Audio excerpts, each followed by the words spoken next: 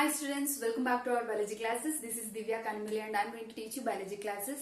Yes students, in the previous video we have already learned what do you mean by flower, okay, what is the role of flower in a plant, all those things we have learned, right? So let us have a very quick glance about the flower on the board. So in the previous video we have learned about the flower practically, right? So you have learned each and every part in detail.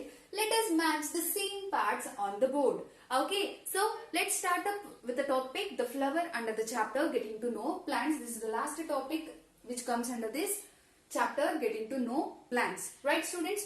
So as we already learned that flower, it is a reproductive part of a plant. So the reproduction in plants is happening with the help of which part of a plant?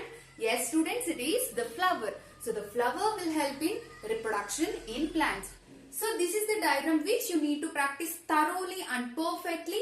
Okay, so this is the diagram of typical structure of a flower. So this flower is nothing but the representation of hibiscus. So typical flower means it is a flower which is showing all the characteristic features, general characteristic features of all flowers. Means whatever the flower if you take, these are the common parts which we will be seeing. So because of that, we will call it as a typical structure, and a typical flower is always a hibiscus. We have already discussed it that choosing a flower for the study of flower is very important. So hibiscus we are going to choose. Why? Because it includes all the parts which a flower generally possesses.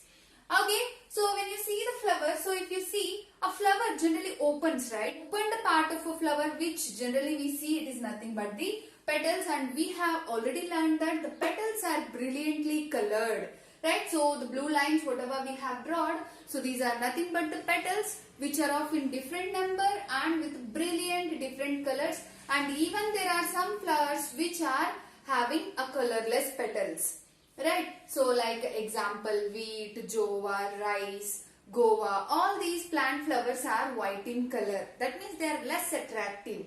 Okay, so even we had understood that what is the use of presence of brilliant colored petals? Yes students, it is about pollination. So for the purpose of pollination, yes, the petals will help.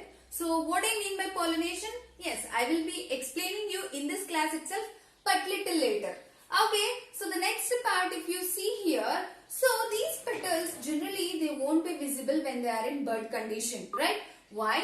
Why? Because these petals are being covered by what? This is nothing but the green small leaf-like structures called as sepals, right? So sepals, these are the green, small green leafy-like structures which are present. So these sepals will protect the flower when it is in bud condition.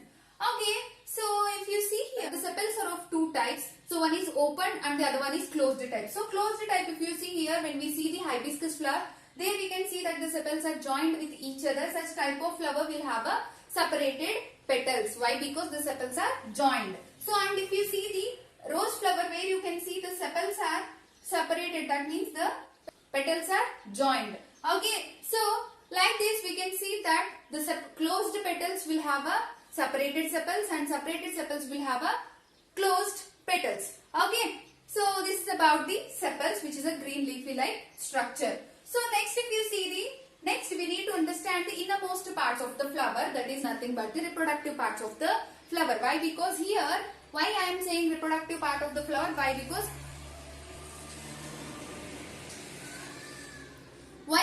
hibiscus, it is a flower where it includes both male and female reproductive parts. That means in one plant, that means in one flower we can see that both male and female reproductive parts. So here first let us understand about the male reproductive parts in the flower. So if you see here, can you see a bean shaped structure which I have drawn with red color? So these are called what? Anthers. So these are called as anthers, and the anthers are connected with a pipe like structure which is nothing but a filament. Okay, so anther and filament together called as what? Stamen, and we have seen that there will be more than one stamen. So you can see 1, 2, 3, 4, 5. There are 5 stamens in this flower whatever I have drawn. Right? So a stamen means what? A stamen includes anther and filament. So when you see here anther clearly, you can see some dots over the anther. Yes students, these dots are representing the male reproductive cells. So what do you mean by male reproductive cells here? Male reproductive cells are nothing but the male gametes. What are the male gametes? Yes, students, the male gametes are nothing but the pollen grains. So the anther will produce the pollen grains. Pollen grains are the male reproductive cells. That means these cells are involved in reproduction. That means only these cells will have the capacity to reproduce. That means these cells will be able to develop into a new plant in future. Okay, so pollen grains are produced by whom? Pollen grains are produced by anther. Okay, so what do you mean by stamen? Stamen means anther and filament forms a stamen. Okay, so this is about the male reproductive part. So what is the male reproductive part in a flower? Stamens are the male reproductive parts in the flower. Then what is the female reproductive parts in the flower? Yes, it includes stigma, style and ovary. So stigma, style and ovary, it represents the female reproductive part of the flower. So when you see here, stigma, style and ovary together it is called as pistil. So anther and filament called as stamen, stigma, style, ovary is called as pistil.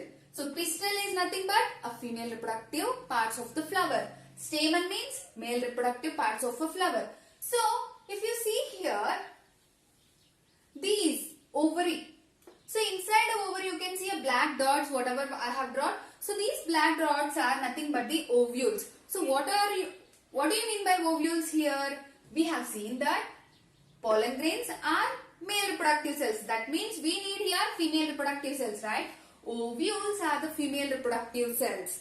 Okay, these are female gametes. So the ovary is helping in production of ovules. So the ovules and pollen grains, these are the reproductive cells or nothing but the gametes which are involved in the process of reproduction. So how this reproduction will happen here actually? So the pollen grains whatever present in the anther, they will transfer from anther to stigma. So you can see, so whatever the balls I have drawn, so these are what? Pollen grains. So when a pollen grain come and stick on stigma, no? So this process of transfer of pollen grains from anther to stigma, we call it as pollination. So I have said students, the bright colored petals will help in pollination, right? So this pollination will happen by the help of birds, insects and wind, water, right, etc. So pollen grains which are present in the anther will be transferred to the stigma. Understood? So this process we call as pollination. So the pollen grains which reached on the stigma, they will reach till the ovary and they will unite with the ovule and it will form into a seed in future. That means we understood that the seed, we know already, we have seen by the previous classes, a seed will be converted into a new plant when by the process of germination, right? So these seeds will be produced in which part of a plant?